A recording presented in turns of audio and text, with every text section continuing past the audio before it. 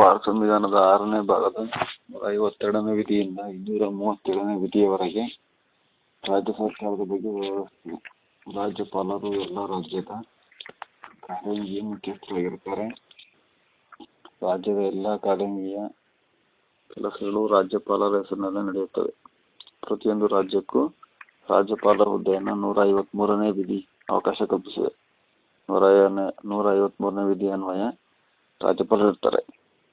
Bharat ರಾಜ್ಯಪಾಲರನ್ನ governor ಎಂದು ಕರೆಯುತ್ತಿದ್ದರು. First ಭಾರತದ ಮೊಟ್ಟ ಮೊದಲ ಬಾರಿಗೆ ಬಂಗಾಳದ ಗವರ್ನರ್ ಆಗಿ ರಾಬರ್ಟ್ ಕ್ಲೈವ್ ಅವರು ಕಾರ್ಯನಿರ್ವಹಿಸಿದ್ದಾರೆ. ರಾಜ್ಯಪಾಲರಿಗೆ ಕಾರ್ಯಾಂಗಿ ಅಧಿಕಾರವನ್ನು ಸಂವಿಧಾನದ 154ನೇ ವಿಧಿ ಒದಗಿಸಿದೆ. ರಾಜ್ಯಪಾಲರನ್ನ ರಾಷ್ಟ್ರಪತಿಗಳು ನೇಮಕ ಮಾಡ್ತಾರೆ. ರಾಜ್ಯಪಾಲರು ರಾಜ್ಯ ಮತ್ತು ಕೇಂದ್ರದ ನಡುವೆ ಕೊಂಡಿ ಇದ್ದಂತೆ. ರಾಜ್ಯಪಾಲ ಹುದ್ದೆಗೆ ಸ್ಪರ್ಧಿಸಲು ಕನಿಷ್ಠ 35 ವರ್ಷ ಆಗಿರಬೇಕು. ರಾಷ್ಟ್ರಪತಿಗಳ ಇಚ್ಛೆ ಇರುವವರೆಗೆ ರಾಜ್ಯಪಾಲರು ಅಧಿಕಾರದಲ್ಲಿರ್ತಾರೆ. ರಾಜ್ಯಪಾಲರು ತಾವು ಅಧಿಕಾರಾವಧಿಯನ್ನು ಮುಗಿಸಿದರೂ ಆ ಹುದ್ದೆಯಲ್ಲಿ ಉತ್ತರಾಧಿಕಾರಿ ನೇಮಕ ಆಗುವವರೆಗೆ ಮುಂದುವರಿಯಬಹುದು. ಕರ್ನಾಟಕದ ರಾಜ್ಯಪಾಲರ ಅಧಿಕೃತ ನಿವಾಸವನ್ನು ರಾಜಭವನ ಎನ್ನುವರು. ರಾಜ್ಯಪಾಲರ ಸಂಬಳವನ್ನು ಸಂಸತ್ತು ಕಾನೂನಿನ ಮೂಲಕ ನಿರ್ಧರಿಸುತ್ತದೆ.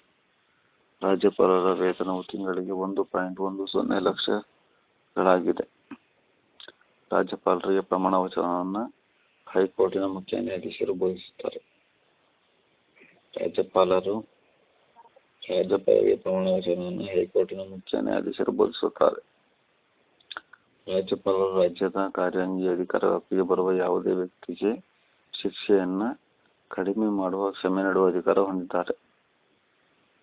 ರಾಜ್ಯಪಾಲರು ರಾಜ್ಯದ ಅತ್ಯುನ್ನತ ಕಾನೂನಿನ ಅಧಿಕಾರಿಯಾದ ಅಡ್ವೊಕೇಟ್ ಜನರಲ್ ಅವರನ್ನ 165ನೇ ವಿಧಿ ಅನ್ವಯ ನೇಮಕ ಮಾಡಬಹುದು. ಕರ್ನಾಟಕ ರಾಜ್ಯ ಲೋಕಸೇವಾ ಆಯೋಗದ ಅಧ್ಯಕ್ಷರು ಮತ್ತು ಸದಸ್ಯರನ್ನು 316ನೇ ವಿಧಿ ಅನ್ವಯ ರಾಜ್ಯಪಾಲರು ನೇಮಕ ಮಾಡಬಹುದು. ಅಡ್ವೊಕೇಟ್ ಜನರಲ್ ಅವರನ್ನು 165ನೇ ವಿಧಿ ಅನ್ವಯ ನೇಮಕ ಮಾಡ್ತಾರೆ. 316 ಪ್ರಕಾರ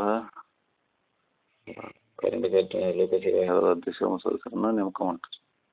356ನೇ ವಿಧಿ ಅನ್ವಯ ರಾಷ್ಟ್ರಪತಿ ಆಡಳಿತವು ಜಾರಿಗೆ ಬಂದರೆ ರಾಜ್ಯಪಾಲರು ರಾಜ್ಯದ ಸಂಪೂರ್ಣ ಆಡಳಿತವನ್ನು ನಡೆಸುತ್ತಾರೆ. 333ನೇ ವಿಧಿ ಅನ್ವಯ ರಾಜ್ಯಪಾಲರು ರಾಜ್ಯದ ವಿಧಾನಸಭೆಗೆ ಒಬ್ಬ ಆಂಗ್ಲೋ ಇಂಡಿಯನ್ ಅನ್ನ ನೇಮಕ ಮಾಡ್ತಾರೆ. 171ನೇ ವಿಧಿ ಅನ್ವಯ ರಾಜ್ಯಪಾಲರು ಆ ರಾಜ್ಯದ ವಿಧಾನ ಪರಿಷತ್ತಿನ ಒಟ್ಟು ಸ್ಥಾನಗಳಲ್ಲಿ 1/6 ಸ್ಥಾನವನ್ನ ನಾಮಕರಣ ಮಾಡಬಹುದು. 121ನೇ ವಿಧಿ ಅನ್ವಯ ವಿಧಾನ ಪರಿಷತ್ತಿಗೆ ನಾಮಕರಣ ಮಾಡ್ತಾರೆ. 333ನೇ ವಿಧಿ ಅನ್ವಯ ಆಂಗ್ಲೋ ಇಂಡಿಯನ್ ನೇಮಕ ಮಾಡ್ತಾರೆ. ರಾಜ್ಯಪಾಲರ ಅನುಮತಿ ಇಲ್ಲದೆ ಹಣಕಾಸು ಮಸೂದೆಯನ್ನು ರಾಜ್ಯ ವಿಧಾನಸಭೆಯಲ್ಲಿ ಮಂಡಿಸುವಂತಿಲ್ಲ. ರಾಜ್ಯಪಾಲರು ಬಹುಮತ ಪಡೆದ ಪಕ್ಷದ ನಾಯಕನನ್ನ ಮುಖ್ಯಮಂತ್ರಿಯಾಗಿ ನೇಮಕ ಮಾಡ್ತಾರೆ.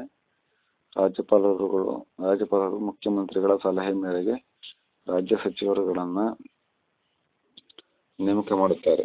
ರಾಜ್ಯದ ರಾಜ್ಯಪಾಲರಿಗೆ ಮುಖ್ಯಮಂತ್ರಿಗಳು ಸರ್ಕಾರ ತೆಗೆದುಕೊಳ್ಳುವ ನಿರ್ಣಯಗಳ ಬಗ್ಗೆ ಮಾಹಿತಿ ನೀಡಬೇಕೆಂದು 167ನೇ ವಿಧಿ ತಿಳಿಸುತ್ತದೆ. ರಾಜ್ಯಪಾಲರು ಜಿಲ್ಲಾ ಸೆಷನ್ ನ್ಯಾಯಾಲಯದ ನ್ಯಾಯಾಧೀಶರನ್ನು ನೇಮಕ ಮಾಡುತ್ತಾರೆ. ರಾಜ್ಯದ ರಾಜ್ಯಪಾಲರಿಗೆ ನೆರವು ಮತ್ತು ಸಲಹೆ ನೀಡಲು ಮುಖ್ಯಮಂತ್ರಿ ನೇತೃತ್ವದ ಮಂತ್ರಿಮಂಡಲವಿರಬೇಕೆಂದು 163ನೇ ವಿಧಿ ಹೇಳುತ್ತೆ. ರಾಜ್ಯಪಾಲರು ಜಿಲ್ಲಾ ಸೆಷನ್ ನ್ಯಾಯಾಲಯದ ನ್ಯಾಯಾಧೀಶರನ್ನು ನೇಮಕ ಮಾಡುತ್ತಾರೆ. ರಾಜ್ಯಪಾಲರು ರಾಜ್ಯ ವಿಶ್ವವಿದ್ಯಾಲಯದ ಉಪಕುಲಪತಿಗಳನ್ನು ನೇಮಕ ಮಾಡುತ್ತಾರೆ. ಮಂತ್ರಿಗಳು ವಿಧಾನಸಭೆ ಅಥವಾ ವಿಧಾನ ಪರಿಷತ್ತಿನ ಯಾವುದಾದರೂ ಒಂದು ಸದನದ ಸದಸ್ಯರಾಗುವುದು ಕಡ್ಡಾಯ. ಮಂತ್ರಿಯಾಗಿ ಆಯ್ಕೆ ಆದಾಗ ರಾಜ್ಯ ಶಾಸಕಾಂಗದ ಸದಸ್ಯನಾಗಿರದಿದ್ದರೆ 6 ತಿಂಗಳ ಒಳಗೆ ಸದಸ್ಯನಾಗಬೇಕು. ಇಲ್ಲದಿದ್ದರೆ ಮಂತ್ರಿ ಪದವಿ ಕಳೆದುಕೊಳ್ಳುತ್ತಾರೆ. ಮಂತ್ರಿಮಂಡಲದ ಗಾತ್ರವು ಕೇಂದ್ರ ಸರ್ಕಾರದಂತೆ ಸದಸ್ಯರ 15% ಹೆಚ್ಚಿರಬಾರದು. ಮಂತ್ರಿಗಳ ವೇತನ ಮತ್ತು ಭತ್ಯೆಗಳನ್ನು ರಾಜ್ಯ ವಿಧಾನಮಂಡಲವು ಕಾಲಕಾಲಕ್ಕೆ ನಿರ್ಧರಿಸುತ್ತದೆ. ಸಂವಿಧಾನದ 165ನೇ ವಿಧಿಯು ರಾಜ್ಯಕ್ಕೆ ಒಬ್ಬ ಅಡ್ವೊಕೇಟ್ ಜನರಲ್ ಅನ್ನ ನೇಮಕ ಮಾಡಲು ಅವಕಾಶ ಕಲ್ಪಿಸಿದೆ. ಸಂವಿಧಾನದ 165ನೇ ವಿಧಿಯು ರಾಜ್ಯಕ್ಕೆ ಒಬ್ಬ ಅಡ್ವೊಕೇಟ್ ಜನರಲ್ ಅನ್ನು ನೇಮಕ ಮಾಡಲು ಅವಕಾಶ ಕಲ್ಪಿಸಿದೆ.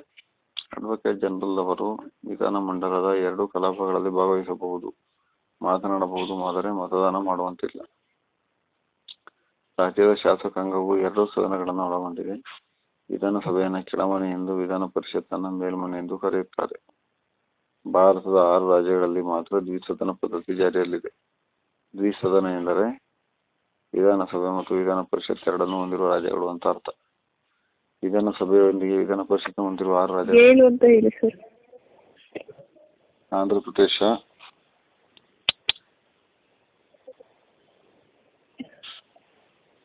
ಏನು 7 ರಾಜ್ಯ ಇರೋದು, ನೀವು 6 ಅಂತ ಹೇಳಿದ್ರಿ, ಇಲ್ಲಿ ಇರೋದು 7. ಈ ತೆಲಂಗಾಣ ಇನ್ನೂ ಆಗಿಲ್ವಲ್ಲ ಅಧಿಕೃತವಾಗಿ? ಇನ್ನು ತೆಲಂಗಾಣ ಆಗಿಲ್ಲ ವಿಧಾನ ಪರಿಷತ್. ಅಲ್ಲ, ಮಾಡ್ಬೇಕು ಅಂತ ಹೇಳೋರು ಅದಕ್ಕೆ ಇನ್ನೂ ವಿಧಾನ ಪರಿಷತ್ತಿಗೆಲ್ಲ ನೇಮಕ ಮಾಡ್ಕೊಂಡಿಲ್ಲ ಅನ್ಸುತ್ತೆ. ಇಲ್ಲ, ನೇಮಕ ಆಗಿದೆ. ಎಲ್ಲ ಬುಕ್ಸಲ್ಲಿ ಕೊಡ್ತಾರಲ್ಲ ಸರ್ 7 ರಾಜ್ಯಗಳು ಅಂತ. ಸರಿ, ಹಾಗಾದ್ರೆ ಕೊಡ್ತಾವಲ್ಲ, ನಿಮ್ಮ ಬುಕ್ಸಲ್ಲಿ ಹೇಗಿದೆಯೋ ಗೊತ್ತಿಲ್ಲ. ಆಂಧ್ರ ಪ್ರದೇಶ, ಕರ್ನಾಟಕ, ಬಿಹಾರ, ಮಹಾರಾಷ್ಟ್ರ, ಉತ್ತರ ಪ್ರದೇಶ, ಜಮ್ಮು ಕಾಶ್ಮೀರ ಮತ್ತೆ ತೆಲಂಗಾಣ. ಆಂಧ್ರ ಪ್ರದೇಶ, ಕರ್ನಾಟಕ, ಬಿಹಾರ, ಮಹಾರಾಷ್ಟ್ರ, ಉತ್ತರ ಪ್ರದೇಶ, ಜಮ್ಮು ಕಾಶ್ಮೀರ ಕೊಟ್ಟಾರೆ. ತೆಲಂಗಾಣವನ್ನು ಸೇರಿಸಬೇಕು. ವಿಧಾನಸಭೆಯು ವಯಸ್ಕ ಮತದಾನದ ಮೂಲಕ ಆಯ್ಕೆಯಾದ ಸದಸ್ಯರಿಂದ ಕೂಡಿರುತ್ತದೆ. ರಾಜ್ಯ ವಿಧಾನಸಭೆಯು ಕನಿಷ್ಠ 60 ಸದಸ್ಯರನ್ನ, ಗರಿಷ್ಠ 500 ಸದಸ್ಯರನ್ನ ಒಳಗೊಂಡಿರಬೇಕೆಂದು 170ನೇ ವಿಧಿ ತಿಳಿಸುತ್ತದೆ. ಉತ್ತರ ಪ್ರದೇಶದಲ್ಲಿ 403 ವಿಧಾನಸಭಾ ಕ್ಷೇತ್ರಗಳಿದ್ದು ದೇಶದಲ್ಲಿ ಅತಿ ಹೆಚ್ಚು ವಿಧಾನಸಭಾ ಕ್ಷೇತ್ರ ಹೊಂದಿರುವ ರಾಜ್ಯವಾಗಿದೆ. ಅದೇ ರೀತಿ ಸಿಕ್ಕಿಂ ಕೇವಲ 32 ವಿಧಾನಸಭಾ ಕ್ಷೇತ್ರ ಹೊಂದಿದ್ದು ಅತಿ ಕಡಿಮೆ ವಿಧಾನಸಭಾ ಕ್ಷೇತ್ರ ಹೊಂದಿರುವ ರಾಜ್ಯವಾಗಿದೆ. ಕರ್ನಾಟಕದಲ್ಲಿ 224 ವಿಧಾನಸಭಾ ಕ್ಷೇತ್ರಗಳಿವೆ.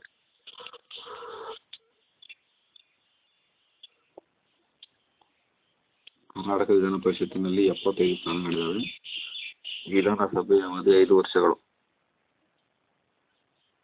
ವಿಧಾನ ಪರಿಷತ್ತಿನ ಅವಧಿ 6 ವರ್ಷಗಳಾಗಿವೆ. ಪಕ್ಷಾಂತರ ನಿಷೇಧ ಕಾಯ್ದೆ ಅನ್ವಯ ಸದಸ್ಯರ ಅನರ್ಹತೆಯನ್ನು ವಿಧಾನಮಂಡಲದ ಸದಸ್ಯರಾಗಿದ್ದರೆ ಹಳೆಯ ಸದನದ ಸಭಾಪತಿಗಳು ತೀರ್ಮಾನ ಕೈಗೊಳ್ಳುತ್ತಾರೆ. ವಿಧಾನ ಪರಿಷತ್ತಿನ ಸದಸ್ಯರು ಕನಿಷ್ಠ 30 ವರ್ಷ ವಯಸ್ಸಾಗಿರಬೇಕು. ವಿಧಾನಸಭೆ ಸದಸ್ಯರಾಗಲು ಕನಿಷ್ಠ 25 ವರ್ಷ ವಯಸ್ಸಾಗಿರಬೇಕು.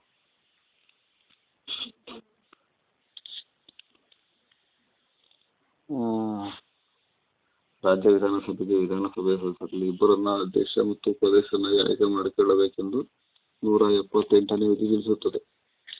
ವಿಧಾನಮಂಡಲವು ಕಾನೂನಿನ ಮೂಲಕ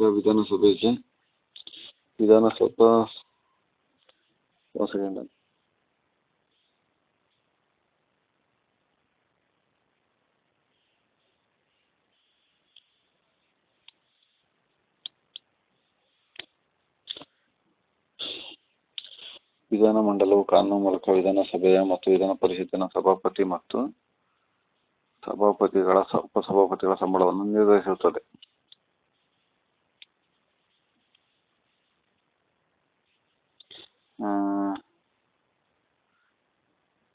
ರಾಜ್ಯ ವಿಧಾನಸಭೆ ವಿಸರ್ಜನೆಯಾದ ನಂತರವೂ ಕೂಡ ಸಭಾಪತಿಗಳು ತಮ್ಮ ಹುದ್ದೆಯಲ್ಲಿ ಮುಂದುವರಿಯುತ್ತಾರೆ. ಚುನಾವಣೆಗೆ ಸಂಬಂಧಿಸಿದಂತೆ ಅನರ್ಹತೆ ಉಂಟಾದಾಗ ಅನರ್ಹತೆ ಕುರಿತ ತೀರ್ಮಾನವನ್ನು ರಾಜ್ಯಪಾಲರು ಚುನಾವಣಾ ಆಯೋಗದೊಂದಿಗೆ ಸಮಾಲೋಚಿಸಿ ಕೈಗೊಳ್ಳುತ್ತಾರೆ. ರಾಜ್ಯ ಧನ ಮಸೂದೆಯನ್ನ ವಿಧಾನಸಭೆಯಲ್ಲಿಯೇ ಮಂಡಿಸಬೇಕು. ಭಾರತದಲ್ಲಿ 24 ಹೈಕೋರ್ಟ್ಗಳಿವೆ. ಭಾರತ ಸಂವಿಧಾನದ 214ನೇ ವಿಧಿಯಿಂದ 237ನೇ ವಿಧಿಯವರೆಗೆ ರಾಜ್ಯ ಹೈಕೋರ್ಟ್ ಮತ್ತು ಅಧೀನ ಕೋರ್ಟ್ಗಳ ಬಗ್ಗೆ ವಿವರಿಸುತ್ತದೆ. ಹೈಕೋರ್ಟ್ ನ್ಯಾಯಾಧೀಶರ ಅಧಿಕಾರಾವಧಿ 62 ವರ್ಷ ವಯಸ್ಸಾಗಿರುತ್ತೆ. ಹೈಕೋರ್ಟ್ನ ನ್ಯಾಯಾಧೀಶರನ್ನ ಮಹಾಭಿಯೋಗ ವಿಧಾನ ಮೂಲಕ ಹುದ್ದೆಯಿಂದ ಕೆಳಗಿಳಿಸಬಹುದು. ಹೈಕೋರ್ಟಿನ ಮುಖ್ಯ ನ್ಯಾಯಾಧೀಶರ ಪ್ರಸ್ತುತ ವೇತನ 2010ರಲ್ಲಿ 90,000 ಇತ್ತು. ನೆಕ್ಸ್ಟ್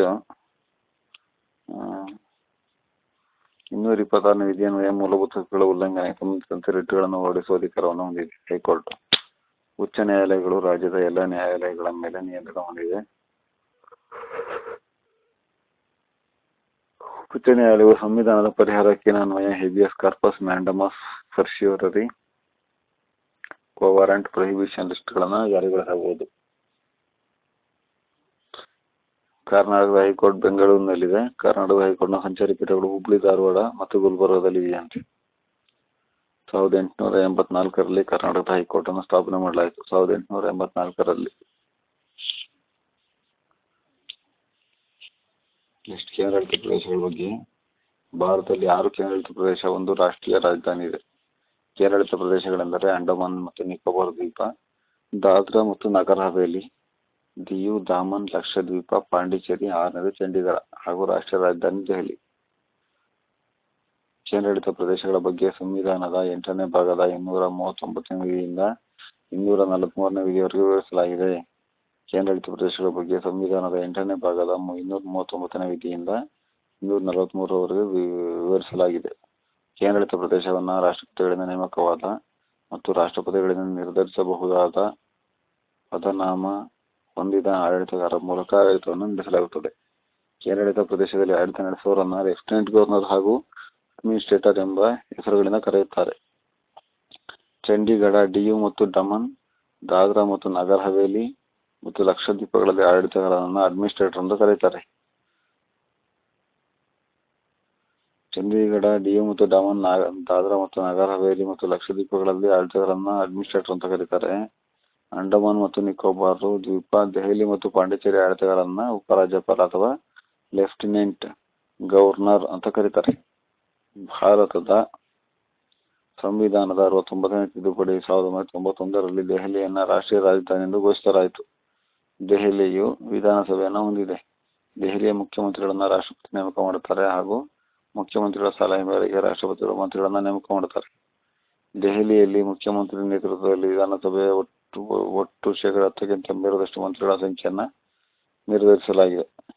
ಕೇಂದ್ರಾಡಳಿತ ಪ್ರದೇಶಗಳಾದ ಪಾಂಡಿಚೇರಿ ಹಾಗೂ ದೆಹಲಿಯ ರಾಷ್ಟ್ರಪತಿ ಚುನಾವಣೆಯಲ್ಲಿ ಮತದಾನ ಮಾಡುವ ಹಕ್ಕನ್ನು ಹೊಂದಿದ್ದಾರೆ. ಕೇಂದ್ರಾಡಳಿತ ಪ್ರದೇಶಗಳಿಗೆ ರಾಷ್ಟ್ರಪತಿಗಳು ಆಡಳಿತಕ್ಕಾಗಿ ನೀತಿಗಳನ್ನು ರೂಪಿಸಬಹುದೆಂದು ಸಂವಿಧಾನದ 240ನೇ ವಿಧಿ ತಿಳಿಸುತ್ತದೆ. ಕೇಂದ್ರಾಡಳಿತ ಪ್ರದೇಶಗಳಿಗೆ ರಾಷ್ಟ್ರಪತಿಗಳು ಆಡಳಿತಕ್ಕಾಗಿ ನೀತಿಗಳನ್ನು ರೂಪಿಸಬಹುದೆಂದು ಸಂವಿಧಾನದ 240ನೇ ವಿಧಿ ತಿಳಿಸುತ್ತದೆ. ಸಂಸತ್ತು ಕಾನೂನು ಮೂಲಕ ಯಾವುದೇ ಕೇಂದ್ರಾಡಳಿತ ಪ್ರದೇಶಕ್ಕೆ ಹೈಕೋರ್ಟ್ಗಳನ್ನು ಸ್ಥಾಪಿಸಬಹುದು ಅಥವಾ ಯಾವುದಾದರೂ ರಾಜ್ಯದ ಹೈಕೋರ್ಟ್ ವ್ಯಾಪ್ತಿಗೆ ಕೇಂದ್ರಾಡಳಿತ ಪ್ರದೇಶವನ್ನು ಸೇರಿಸಬಹುದು ಎಂದು ಸಂವಿಧಾನದ 241ನೇ ವಿಧಿ ತಿಳಿಸುತ್ತದೆ. ಕೇಂದ್ರಾಡಳಿತ ಪ್ರದೇಶಕ್ಕೆ ಕೆಲವು ಶಾಸನಗಳು ರಾಷ್ಟ್ರಪತಿಗಳಿಂದ ಒಪ್ಪಿಗೆ ಪಡೆಯಬೇಕಾಗುತ್ತದೆ.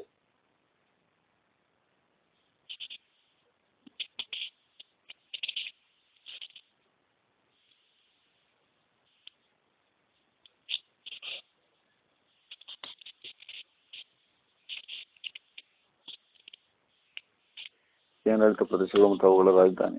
ಅಂಡಮಾನ್ ಮತ್ತು ನಿಕೋಬಾರ್ ದ್ವೀಪ ಇದು ಪೋರ್ಟ್ ಬ್ಲೇರ್.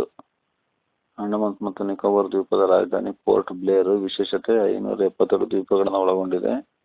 ಡಿಸೆಂಬರ್ 26, 2004ರಲ್ಲಿ ಸುನಾಮಿ ಚಂಡಮಾರುತಕ್ಕೆ ಸಿಕ್ಕಿಹಾಗೆ ಒಳಗಾಗಿತ್ತು. ಭಾರತದ ದಕ್ಷಿಣ ತುದಿಯಾದ ಇಂದಿರಾ ಪಾಯಿಂಟ್ ಅಂಡಮಾನ್ ನಿಕೋಬಾರ್ ದ್ವೀಪದ ಗ್ರೇಟ್ ನಿಕೋಬಾರ್ನಲ್ಲಿದೆ. ಚಂಡೀಗಢ ವಿಶೇಷತೆ ಚಂಡೀಗಢವನ್ನು ಸುಂದರವಾದಂತಹ ನಗರ, ದಿ ಸಿಟಿ ಬ್ಯೂಟಿಫುಲ್ ಎಂದು ಹೆಸರಾಗಿದೆ. ಈ ನಂತರ ಭಾರತ ಪ್ರಧಾನಿ ಜವಾಹರಲಾಲ್ ನೆಹರೂರವರ ಕನಸಿನ ನಗರ ಇದು. ಇದನ್ನು ಯೋಜನಾಬದ್ಧವಾಗಿ ಕಟ್ಟಲು ಫ್ರೆಂಚ್ ವಿನ್ಯಾಸಗಾರ ಲೀ ಕಾರ್ಬೂಸಿಯರ್ ವಿನ್ಯಾಸಗೊಳಿಸಿದ್ದರು.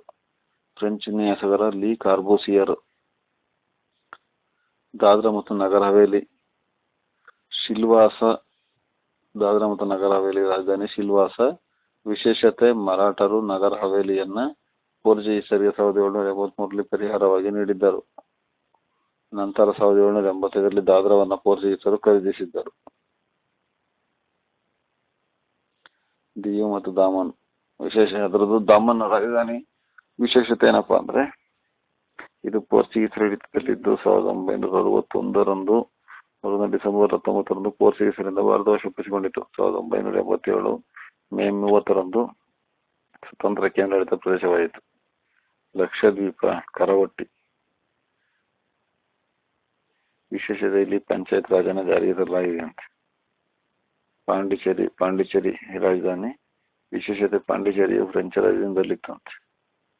ರಾಷ್ಟ್ರೀಯ ರಾಜಧಾನಿ ದೆಹಲಿ. ವಿಶೇಷತೆ 269ನೇ ತಿದ್ದುಪಡಿ 1991ರಲ್ಲಿ ರಾಷ್ಟ್ರೀಯ ರಾಜಧಾನಿ ಆಯಿತು. ನೆಕ್ಸ್ಟ್ ಪಂಚಾಯತ್ ವ್ಯವಸ್ಥೆ ಬಗ್ಗೆ. ಪಂಚಾಯತ್ ಬಗ್ಗೆ ಇಂಪಾರ್ಟೆಂಟ್ 3 ಪಾಯಿಂಟ್ಸ್ ಏನಪ್ಪ ಅಂದ್ರೆ 1983ರಲ್ಲಿ ಕರ್ನಾಟಕ ಪಂಚಾಯತ್ ರಾಜ್ ಕಾಯ್ದೆ ಜಾರಿಗೆ ತಂದವರು ಮುಖ್ಯಮಂತ್ರಿ ರಾಮಕೃಷ್ಣ ಹೆಗಡೆ. ಗ್ರಾಮೀಣಾಭಿವೃದ್ಧಿ ಪಂಚಾಯತ್ ರಾಜ್ ಸಚಿವರಾಗಿದ್ದವರು ಅಬ್ದುಲ್ ನಜೀರ್ ಸಾಬ್. 1993 ಕಾಯ್ದೆ ಬಂದಾಗ ಎಂ ವೀರಪ್ಪ ಮೊಯ್ಲಿ ಮುಖ್ಯಮಂತ್ರಿಯಾಗಿದ್ದರು.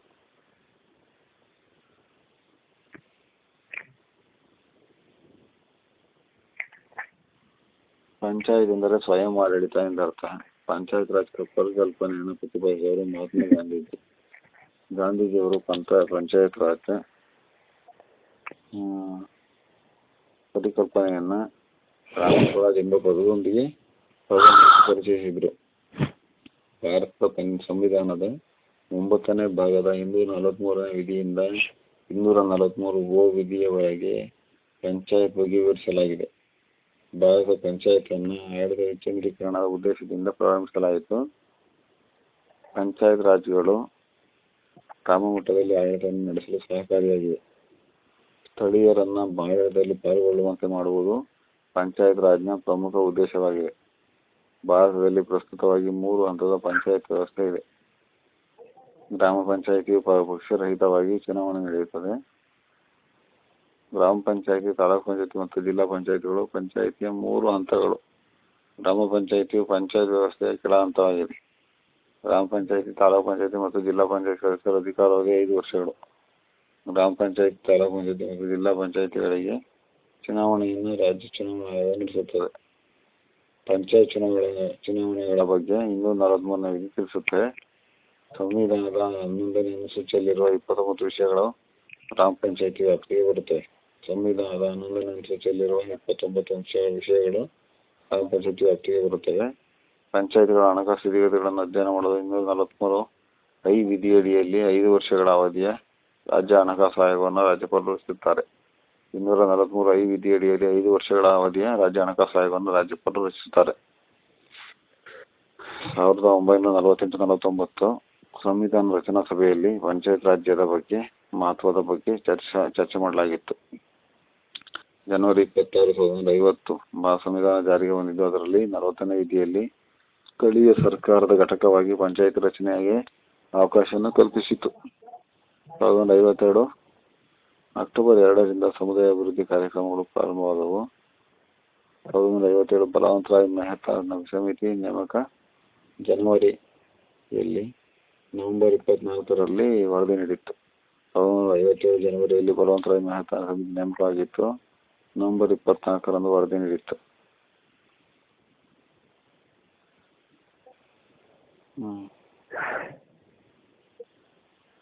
1957 ಬಲವಂತರಾಯ್ ಮೆಹ್ತಾ ಸಮಿತಿ ನೇಮಕ. 1957, 58, 60 ವಿವಿಧ ರಾಜ್ಯಗಳು 3 ಹಂತದ ಪಂಚಾಯತ್ ರಾಜ್ ವ್ಯವಸ್ಥೆಯನ್ನು ಕಾಯ್ದೆ ಜಾರಿಗೆ.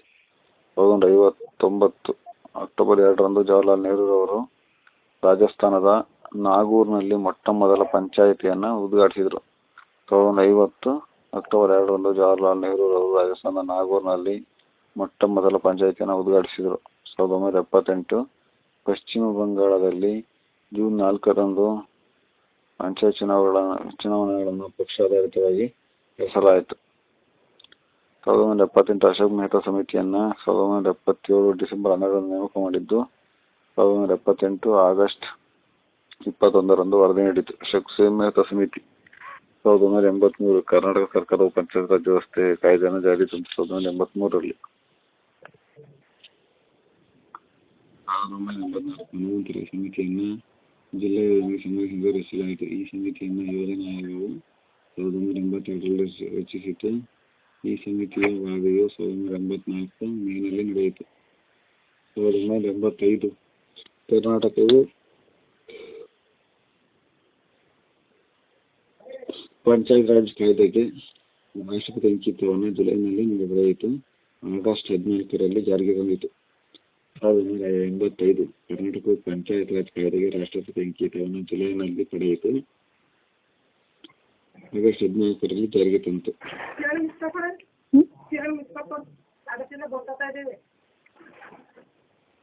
ಫೋನ್ ಇಲ್ಲ ಇಲ್ಲ ನಿಂತು. 1985 ಜಿ.ವಿ.ಕೆ. ರಾವ್ ಸಮಿತಿಯನ್ನು ಯೋಜನಾ ಆಯೋಗವು ರಚಿಸಿತು. ಈ ಆಯೋಗವು ತಮಿಳುನಾಡಿನ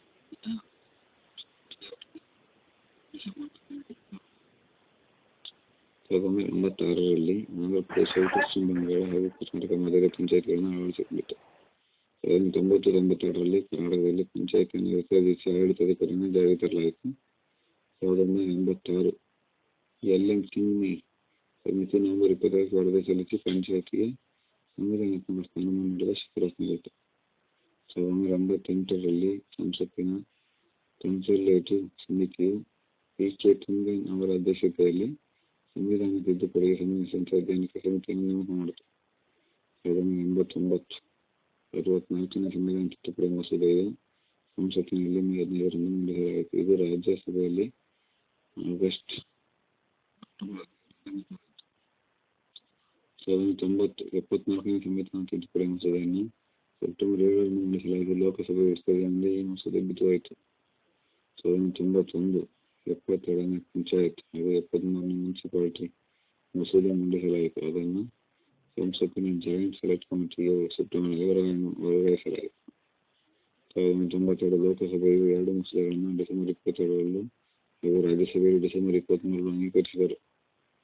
1993 73ನೇ ತಿದ್ದುಪಡಿ 1992 ಏಪ್ರಿಲ್ 24ರಲ್ಲಿ, 1993ರಲ್ಲಿ ಹಾಗೂ 74ನೇ ತಿದ್ದುಪಡಿ 1992 ಜೂನ್ 1ರಲ್ಲಿ ಜಾರಿ ಮಾಡಿತು. 1973ನೇ ತಿದ್ದುಪಡಿ 1992 ಅನ್ನೋದನ್ನು ಏಪ್ರಿಲ್ 24, 1993ರಲ್ಲಿ ಜಾರಿಯಾಯಿತು. 74ನೇ ತಿದ್ದುಪಡಿ 1992 ಅನ್ನೋದನ್ನು 1993 ಜೂನ್ 1ರಲ್ಲಿ ಜಾರಿ ಮಾಡಿತು.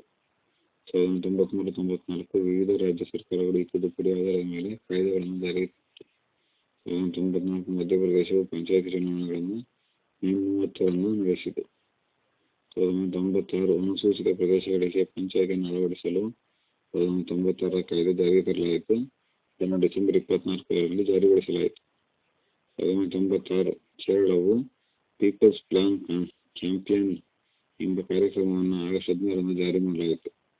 2001 ಬಿಹಾರವು ಪಂಚಾಯತ್ ಚುನಾವಣೆಗಳನ್ನು 23 ವರ್ಷದ ನಂತರ ಕೈಗೊಂಡಿತು. 2001 83ನೇ ಸಂವಿಧಾನ ತಿದ್ದುಪಡಿ ಕಾಯ್ದೆ 2000 ಇದನ್ನು 243 ವಿಧಿಯಲ್ಲಿ ಅರುಣಾಚಲ ಪ್ರದೇಶದ ಪರಿಶಿಷ್ಟ ಜಾತಿಯ ಮೀಸಲಿಗೆ ಸಂಬಂಧಿಸಿದಂತೆ ಕಾಯ್ದೆ ಜಾರಿಗೆ ತರಲಾಯಿತು. ಇಷ್ಟು ಪಂಚಾಯತಿಗಳು. Next municipalities.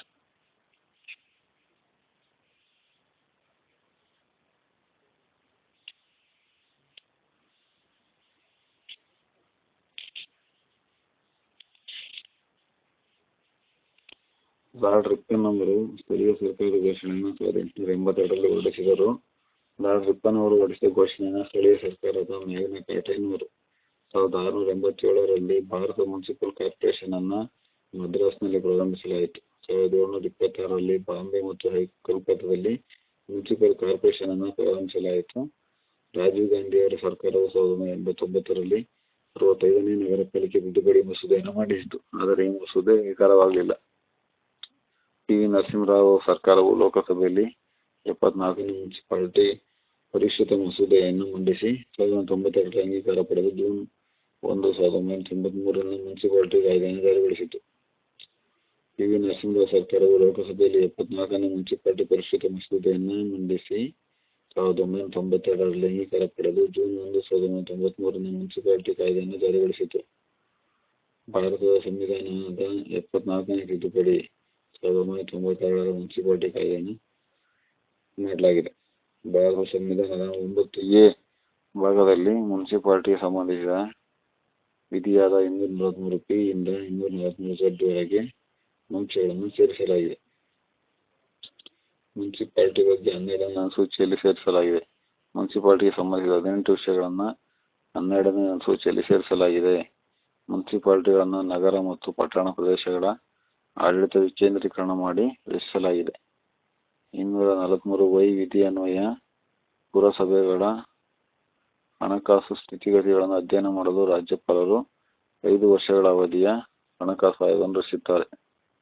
243Y ವಿಧಿ ಅನ್ವಯ ಪುರಸಭೆಗಳ ಹಣಕಾಸು ಸ್ಥಿತಿಗತಿಗಳನ್ನು ಅಧ್ಯಯನ ಮಾಡಲು ರಾಜ್ಯಪಾಲರು 5 ವರ್ಷಗಳ ಅವಧಿಯ ಹಣಕಾಸು ಆಯೋಗವನ್ನು ರಚಿಸುತ್ತಾರೆ. ಮುನ್ಸಿಪಾಲಿಟಿ ಚುನಾವಣೆಗೆ ಸಂಬಂಧಿಸಿದಂತೆ 243Z ಎ ವಿಧಿ ತಿಳಿಸುತ್ತದೆ. ಮುನ್ಸಿಪಾಲಿಟಿ ಚುನಾವಣೆಗೆ ಸಂಬಂಧಿಸಿದಂತೆ 243Z ಎ ವಿಧಿ ತಿಳಿಸುತ್ತದೆ. ಮುನ್ಸಿಪಾಲಿಟಿಗಳ ಸ್ಥಾನಗಳನ್ನು ಚುನಾವಣೆಗಳ ಮೂಲಕ ತುಂಬಲಾಗುತ್ತದೆ. ಮುನ್ಸಿಪಾಲಿಟಿಗಳ ಅಧಿಕಾರಾವಧಿ ಮೊದಲ ಸಭೆ ಸೇರಿದ ದಿನದಿಂದ 5 ವರ್ಷಗಳಾಗಿರುತ್ತದೆ.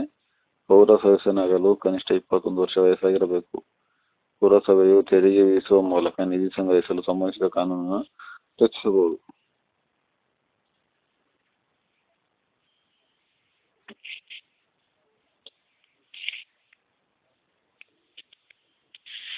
ನೆಕ್ಸ್ಟ್ ಅನುಸೂಚಿತ ಮತ್ತು ಬುಡಕಟ್ಟು ಪ್ರದೇಶ. The scheduled and tribal areas.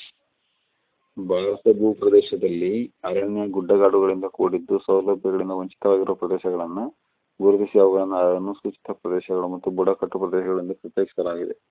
ಅನುಸೂಚಿತ ಪ್ರದೇಶಗಳು ಮತ್ತು ಬುಡಕಟ್ಟು ಪ್ರದೇಶಗಳಿಗೆ ವಿಶೇಷವಾದ ಸವಲತ್ತುಗಳನ್ನು ಒದಗಿಸುವ ಉದ್ದೇಶದಿಂದ ಸಂವಿಧಾನದಲ್ಲಿ ಈ ಪ್ರದೇಶಕ್ಕೆ ಪ್ರತ್ಯೇಕ ಸ್ಥಾನಮಾನ ನೀಡಲಾಗಿದೆ. ಭಾರತ ಸಂವಿಧಾನದ 10ನೇ ಭಾಗದ 244ನೇ ವಿಧಿ ಮತ್ತು 244(a) ವಿಧಿಗಳು ಈ ಪ್ರದೇಶದ ಬಗ್ಗೆ ವಿವರಿಸುತ್ತವೆ. ಭಾರತದ ಸಂವಿಧಾನದ 5 ಮತ್ತು 6ನೇ ಅನುಸೂಚಿಯು ಕೂಡ ಅನುಸೂಚಿತ ಪ್ರದೇಶಗಳು ಮತ್ತು ಬುಡಕಟ್ಟು ಪ್ರದೇಶಗಳ ಆಡಳಿತ ಮತ್ತು ನಿಯಂತ್ರಣ ಬಗ್ಗೆ ತಿಳಿಸುತ್ತದೆ. ಸಂವಿಧಾನದ 5ನೇ ಅನುಸೂಚಿಯು 9 ರಾಜ್ಯಗಳ ಬುಡಕಟ್ಟು ಪ್ರದೇಶಗಳಿಗೆ ಸಂಬಂಧಿಸಿದೆ.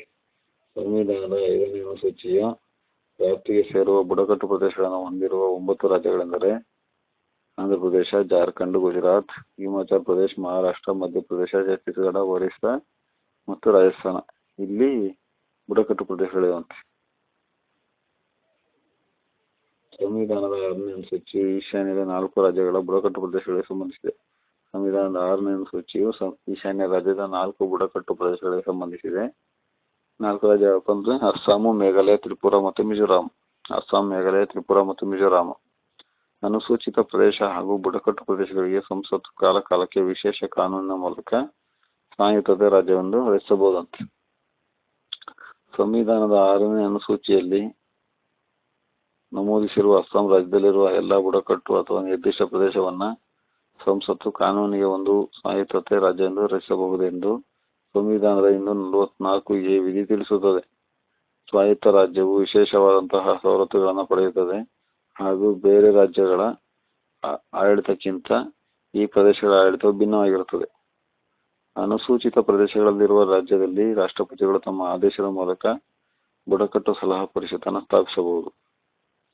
ಬುಡಕಟ್ಟು ಸಲಹಾ ಪರಿಷತ್ತು ಗರಿಷ್ಠ 20 ಸದಸ್ಯರನ್ನು ಒಳಗೊಂಡಿರಬೇಕು.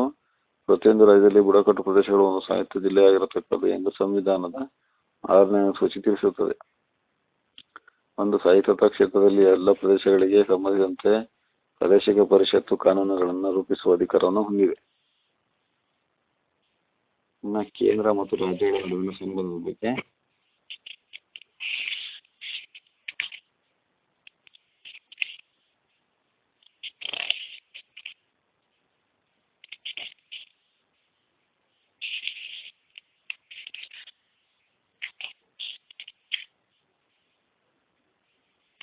ಕೇಂದ್ರ ಮತ್ತು ರಾಜ್ಯಗಳ ನಡುವೆ ಸಂಬಂಧದ ಬಗ್ಗೆ ಭಾರತ ಸಂವಿಧಾನದ 11ನೇ ಭಾಗದ 245ನೇ ವಿಧಿಯಿಂದ 263ನೇ ವಿಧಿಯವರೆಗೆ ವಿವರಿಸಲಾಗಿದೆ.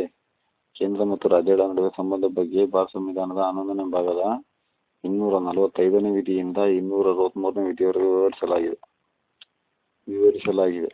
ಭಾರತದ ಸಂವಿಧಾನದಲ್ಲಿ ಕೇಂದ್ರ ಮತ್ತು ರಾಜ್ಯಗಳ ನಡುವೆ ಉತ್ತಮ ಸಂಬಂಧ ಹೊಂದಲು ಶಾಸಕಾಂಗೀಯ, ಆಡಳಿತಾತ್ಮಕ ಮತ್ತು ಹಣಕಾಸು ಸಂಬಂಧಗಳ ಬಗ್ಗೆ ಮಾಹಿತಿ ನೀಡಿದೆ. ಸಂವಿಧಾನದ 243(6)ನೇ ವಿಧಿಯು ವಿಷಯಗಳನ್ನು ಕೇಂದ್ರ ಹಾಗೂ ರಾಜ್ಯ ಹಾಗೂ ಸಮವರ್ತಿ ಪಟ್ಟಿಯನ್ನಾಗಿ ಮಾಡಲಾಗಿದೆ.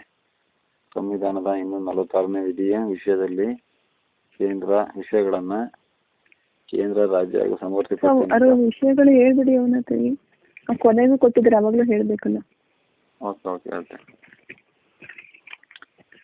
ಕೇಂದ್ರ ಪಟ್ಟಿ ಪ್ರಸ್ತುತವಾಗಿ 100 ವಿಷಯಗಳನ್ನು ಒಳಗೊಂಡಿದೆ. ಮೊದಲು 97 ವಿಷಯಗಳನ್ನು ಒಳಗೊಂಡಿತ್ತು.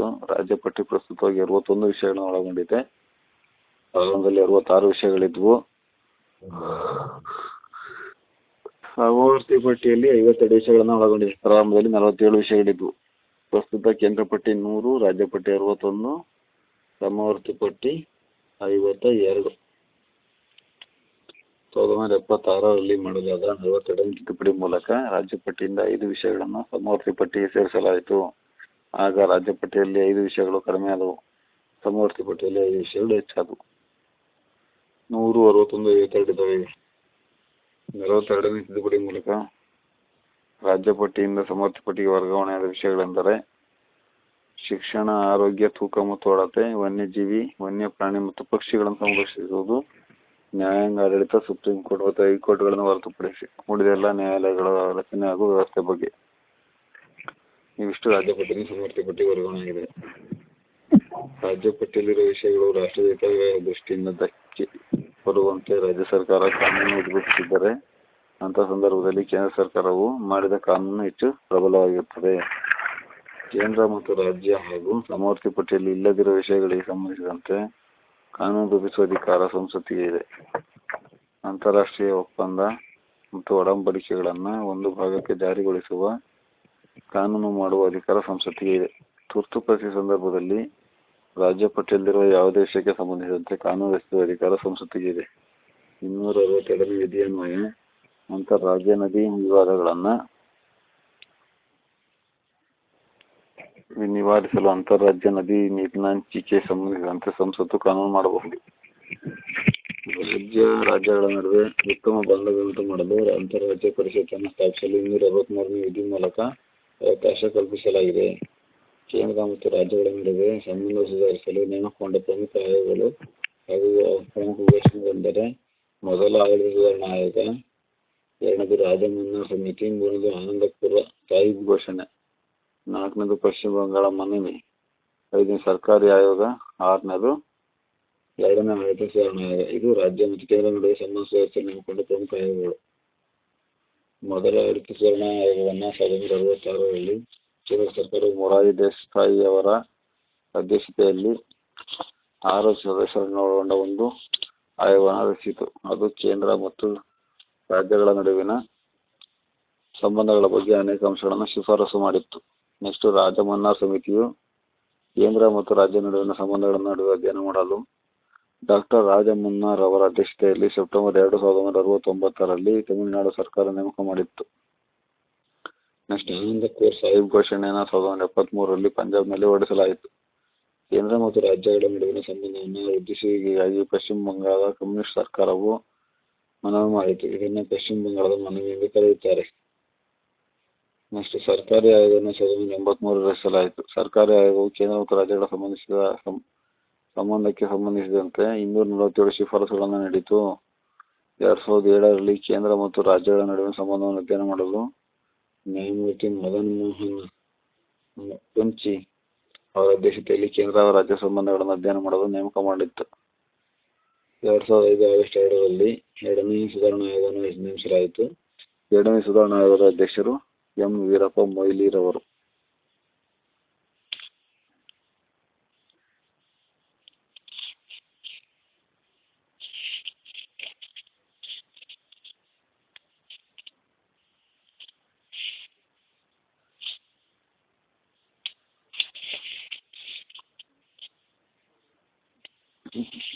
Customer you have.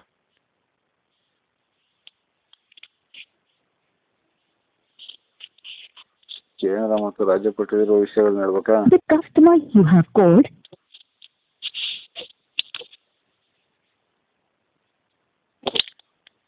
ಕೇಂದ್ರ ಪಟ್ಟಿ ಅಂದ್ರೆ ಭಾರತ ರಕ್ಷಣೆ, ನೌಕಾ ಸೈನ್ಯ, ಮಿಲಿಟರಿ, ವಾಯುಪಡೆ ಹಾಗೂ ಕೇಂದ್ರ ಇನ್ನಿತರ ಸೈನಿಕ ಪಡೆಗಳು ಯಾವುದೇ ರಾಜ್ಯಕ್ಕೆ ಕೇಂದ್ರದ ಸೈನಿಕ ಅಥವಾ ಇತರ ಮಿಲಿಟರಿ ಪಡೆಯನ್ನು ಕಳುಹಿಸುವುದು. ಮೂರನೇದು 2A. ನಾಲ್ಕನೇದು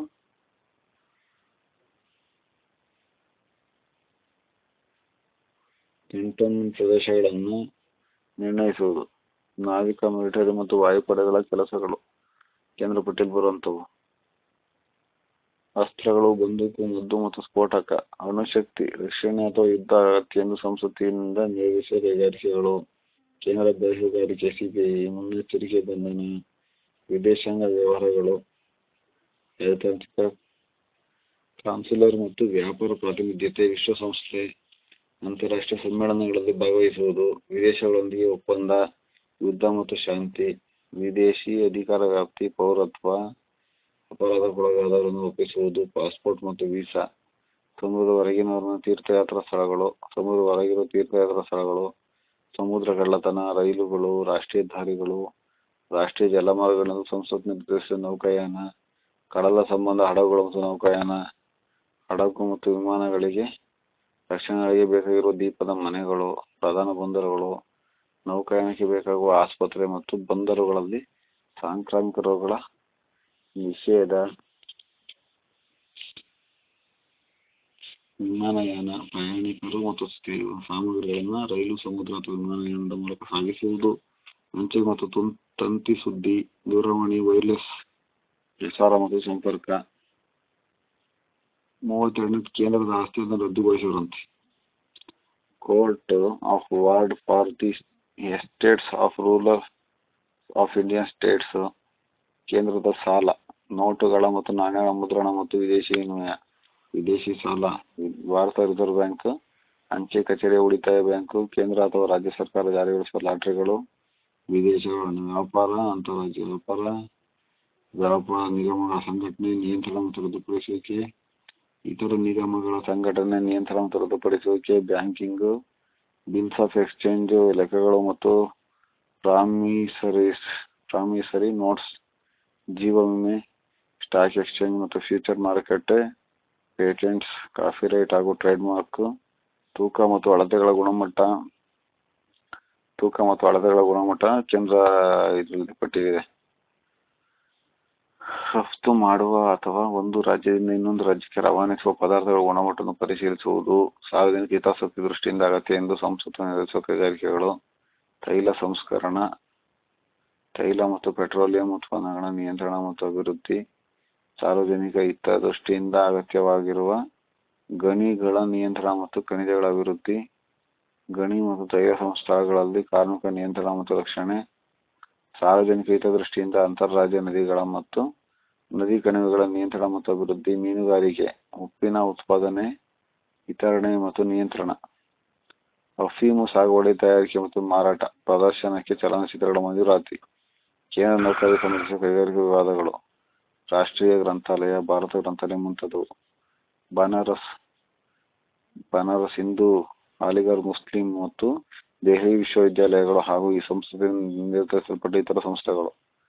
ರಾಷ್ಟ್ರದ ಪ್ರಮುಖ ಸಂಸ್ಥೆಗಳೆಂದು ಸಂಸತ್ತಿನಿಂದ ತೀರ್ಮಾನಿಸಲ್ಪಡುವ ಕೇಂದ್ರದ ಪೂರ್ಣವಾಗಿ ಅಥವಾ ಭಾಗಶಃ ಹಣ ಸಂದಾಯ ಪಡೆಯುವ ಹಾಗೂ ವೈಜ್ಞಾನಿಕ ಅಥವಾ ತಾಂತ್ರಿಕ ಶಿಕ್ಷಣ ಸಂಸ್ಥೆಗಳು. ಉದ್ಯೋಗ, ವೃತ್ತಿ, ತಾಂತ್ರಿಕ ತರಬೇತಿ, ಪೊಲೀಸ್ ತರಬೇತಿ ಸೇರಿದಂತೆ ವಿಶೇಷ ಅಧ್ಯಯನಗಳ ಅಥವಾ